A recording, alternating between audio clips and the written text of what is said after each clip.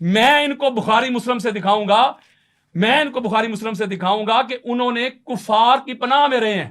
جب حضرت عمر بن خطاب نے کلمہ پڑھا ہے، بخاری میں روایت موجود ہے، اپنے گھر میں چھپ کے بیٹھ گئے تھے. یار لوگ تقریریں کرتے ہیں مولوی صاحب، انہوں نے کہا کہ اب چھپ کے دین کی دعوت نہیں ہوگی، سرعام دین کی دعوت ہوگی، کعبے کی چھت پہ چڑھ کے اذانیں ہوں گی، یہ ہوں گی وہ ہوں گی. بخاری پڑھ کے دیکھیں، اور حدیث صحیح ہے، حدیث صحیح بخاری میں بیش کے علی جو پڑھتے ہیں بخاری آتا ہے، بخار ان کو بخاری نہیں آتی. جب انہوں نے کلمہ پڑھا تو اپنے گھر آس بن وائل لانتی جہنمی، جس نے تاجدار کائنات کو معاذ اللہ ابتر کہا، جس کی مذمت پہ سورہ کوثر نازل ہوئی ہے، اس نے جا کے کہا کہ اے عمر بن خطاب گھر میں کیوں بیٹھ گئے ہو؟ وہ کہتے ہیں مجھے میری قوم مار دے گی، میں اس لیے کہ بیٹھ گیا ہوں، میں نے تو کلمہ پڑھ دیا، مجھے قوم مار دے گی. اس نے کہا پریشان کیوں ہوتا ہے، میں تجھے اپنی امان میں لیتا ہوں. انہوں نے باہر نکل کے اعلان کیا خبردار اسے کوئی کچھ نہ کہے، یہ میری امان میں ہے. بھائی قتال کدھر ہے ان کا، لڑائی کدھر ہے ان کی، جہاد کدھر ہے ان کا؟ وہ تو نبی کے دشمن کی بنا میں بیٹھ گئے ہیں. بسم اللہ الرحمن الرحیم. یاسین نامی رافضی شخص نے جو کچھ حضرت ابو بکر اور حضرت عمر اور حضرت عثمان کے بارے میں جو کچھ بھی بکا، سب کا جواب تو دے دیا گیا، لیکن وقت کی قلت کی وجہ سے حضرت ابو بکر صدیق کی افضلیت کے دلائل ابھی نہ دیے جا سکے.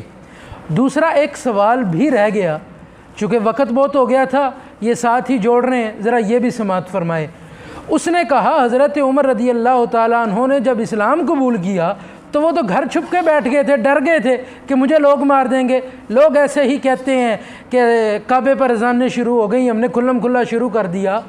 حالانکہ یہ یاسین رافضی کا کھلم کھلا جھوٹ ہے. اس وجہ سے یہ روایت ضعیف ہے، چونکہ ہے اگرچہ بخاری کی لیکن یہ ضعیف ہے. کیا یہ لگتا ہے کسی کو کہ نبی کریم علیہ السلام جس کو دعا کر کر کے مانگیں یا اللہ مجھے عمر دے دے، یا اللہ مجھے عمر دے دیں، کیا ممکن ہے وہ ڈر سے بیٹھ جائے؟ یہ حضرت عمر نہیں ناکام ہوئے، پھر حضرت عمر کی سرکار علیہ السلام کی دعا ناکام ہوئی ہے. دوسرا، حضرت عمر کے آنے سے کیا کچھ ہوا؟ بخاری میں اس سے پہلے یہ حدیث پڑھ لیتے. حضرت عبداللہ بن مسعود فرماتے ہیں رضی اللہ تعالیٰ عنہ، ما زلنا اعزتا منذ اسلم عمر.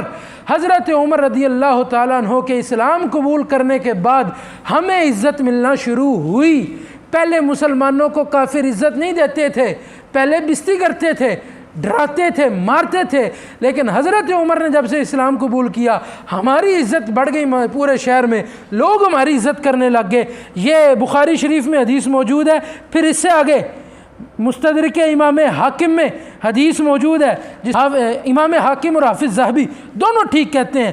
حدیث نمبر 4487 فرماتے ہیں واللہ اللہ کی قسم مستطعنا، ہم میں طاقت نہیں تھی ان نصلی عند الکعبہ کہ ہم کعبہ کے قریب بھی نماز پڑھ لیتے، ظاہرینا کھلم کھلا حتی اسلم عمر، یہاں تک کہ حضرت عمر نے اسلام قبول فرما لیا.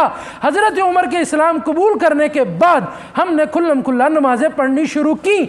یہ روایت تو درایتاً بھی ضعیف ہے اور روایتاً بھی اس کے شیعہ راوی ہیں، اور راوی ایسے ہیں جن پر اعتبار نہیں کیا جا سکتا. تو ایسی روایت سے صحابہ پر تان کرنا روافض کا پرانا طریقہ ہے. لیکن اگر یہ کہا جائے کہ حضرت عمر رضی اللہ تعالیٰ عنہ ڈر کے گھر بیٹھ گئے تھے، تو یہ بات حضرت عمر کی نہیں، سرکار کے انتخاب کی ہے، کیونکہ سرکار نے مانگا ہے دعا کر کر کے یا اللہ عمر کو اسلام کی دولت دے، یا اللہ عمر کی اسلام کے ذریعے مدد فرما. اللہ تعالی ہم سب کو ہدایت عطا فرمائے.